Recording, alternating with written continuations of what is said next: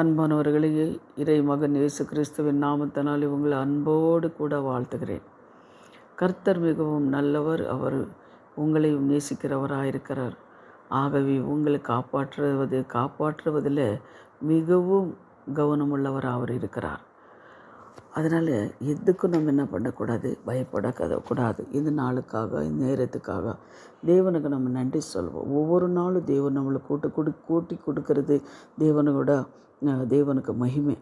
அதே போல் இந்த வேதத்தில் கூட இன்றைக்கி ஒரு வசனத்தை எடுத்து நம்ம வாசிக்கலாம். அவர் என்ன சொல்கிறாரு பாருங்கள். இஸ்ராவேல் ஜனங்களை பார்த்து சொல்கிறாரு. இஸ்ராவேல் ஜனங்களெல்லாம் பயந்து கொண்டு இருக்கிறாங்க.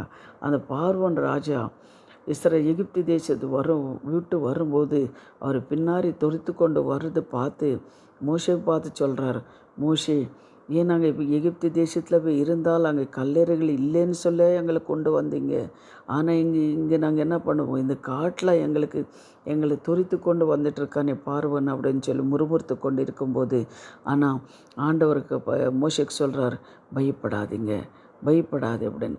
அதே போல் அதை பாருங்கள், 41:10 நீங்கள் பார்க்கும்போது, நீ பயப்படாதே, நான் உன்னுடனே இருக்கிறேன், திகையாதே, நான் உன் தேவன், நான் உன்னை பலப்படுத்தி உனக்கு சகாயம் பண்ணுவேன் அப்படின்னு சொல்லி ஆண்டவர் சொல்கிறார். அதே போல் இந்த காலை வேளையில் இன்றைக்கி உங்களுக்கு என்ன காரியத்துக்கு பயந்து கொண்டிருக்கிறீங்களோ, என்ன காரியத்துக்காக ஜெபித்து கொண்டிருக்கிறீங்களோ, அது தேவனை பார்த்து சொல்கிறார், நீ பயப்படாதே அப்படின்னு சொல்கிறார். அதே போல் அப்ரஹாம்னு கூட பார்த்து சொல்கிறார் பாருங்கள்.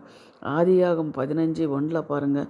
இந்த காரியங்களெல்லாம் நடந்த பின்பும் கர்த்தருடைய வார்த்தை அப்ரகாமுக்கும் தரிசனத்திலே உண்டாக்கி, அவர் அப்ரகாமே, நீ பயப்படாதே, நான் உனக்கும் கேடகமும் உனக்கு மகா பெரிய பலனுமாயிருக்கிறேன்னு சொல்கிறார். அதுபோல் அன்பானவர்களே, எந்த காரியங்களை குறித்தும் நம்ம பயப்படக்கூடாது.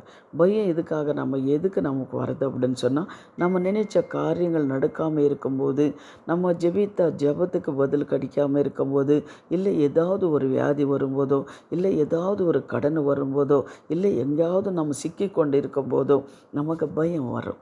அந்த பயம் வரும்போது தேவனை சொல்கிறாரு, நீ பயப்படாதே. இல்லை எங்கேயாவது நீ ஊழியத்துக்கு போயிருப்பேன், அங்கே அவங்கெல்லாம் என்ன பண்ணாங்க, உங்களை மேலே விரோதமாக வருவாங்க, அது கூட ஆண்டவர் சொல்கிற, நீ பயப்படாதே.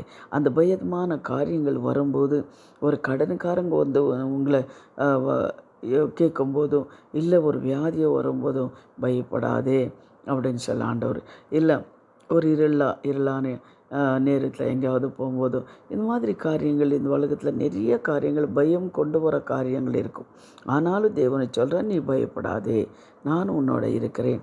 அதே போல் நீங்கள் உபாகமும் 20:1 பாருங்கள். நீ உன் சத்துருக்களுக்கும் எதிராக யுத்தம் செய், புறப்பட்டும் போகையிலே குதிரைகளையும் இரத்தங்களையும் உன்னிலும் பெரிய கூட்டமாகிய ஜனங்களையும் கண்டால் அவர்களுக்கு பயப்படாதே.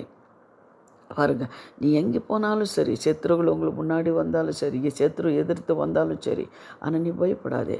பாருங்கள், தாவீது நம்ம பார்க்கும்போது இஸ்ராவேல் ஜனங்களெல்லாம் 40 நாள் அந்த கோலியாத்து மேலே யுத்தம் பண்ணுறதுக்காக போனார்.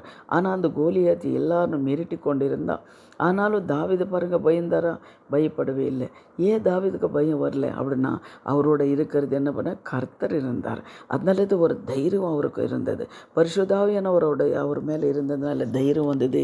அந்த கோலியாத்தை முறியெடுத்தார் அப்படின்னு சொல்லி நம்ம பார்க்குறோம். அதே போல் நீங்கள் பார்க்கும்போது சவுலுக்கு பயந்து தான் அவங்க ஓடி போனாங்க. அப்படி தாவீது ஓடி போனார். ஆனால் அந்த காடு மேடுகள் அங்கெல்லாம் பார்க்கும்போது கூட அவர் தைரியமாக தான் இருந்தார். கர்த்தர் அவரோட இருந்தார். சவுல் எத்தனோ வாட்டி கர்த்தர் என்ன பண்ணார், தாவீது கையில் ஒப்பு கொடுத்தாரு. ஆனால் அவர் சொன்னார், அபிஷேகம் பண்ணினவர் மேலே நான் கை போட மாட்டேன் அப்படின்னு சொல்லி எத்தனோ வாட்டி சவுல் என்ன பண்ண தப்பு வித்தார் அப்படின்னு சொல்லி கூட நம்ம பார்க்குறோம். அன்பானவர்களே, அதுக்காக தான் நம்ம என்ன பண்ணணும், பயப்படக்கூடாது. ஏன்னா நம்ம கூட இருக்கிறது கர்த்தர் இருக்கிறார். எந்த ஒரு காரியம் வந்தாலும் சரி பயப்படாமல் தேவனை சித்தம் எதுவோ அதன்படி நடத்துங்கன்னு சொல்லி நம்ம ஜெபிக்கும்போது கர்த்தர் என்ன பண்ண, அவர் சித்தம்படி நடத்துவார். இப்போ நம்ம ஜெபிக்கலாம். எங்களை அதிகமாக நேசிக்கிற பரலோக பிதாவே, சர்வ வல்லமுள்ள தேவாதி தேவனே, சுவாமி, நீர் கர்த்தாவே சொல்லியிருக்கிற இந்த வசனத்தைப்படி கர்த்தாவே, நீ பயப்படாதே, நான் உன்னுடனே இருக்கிறேன்னு சொல்லியிருக்கிறீங்க. ஆமேன் கர்த்தாவே. கர்த்தாவே இந்த உலகத்தில் நீங்கள் கர்த்தாவே அப்பா இந்த வார்த்தைகளை கேட்குற ஒவ்வொரு பிள்ளைங்களோட நீங்கள் இருந்து எந்த ஒரு பயமோ பலவீனமோ வியாதிகளோ கடன் பிரச்சனைகளோ அந்த பிள்ளைங்கள குடும்ப பிரச்சனைகளோ எதுவும் கர்த்தாவே உங்களை அணுகாதபடி இதா குமாரன் பரிசுத்தாவியனோட நாமத்தினாலே நான் கேட்குறேன். அந்த குடும்பங்களுக்கெல்லாம் விடுதலை கொடுங்க இயேசுவின் நாமத்தினாலே பிதாவே. ஆமேன் ஆமேன். God bless you. கர்த்தர் உங்களை ஆசீர்வதிப்பார்.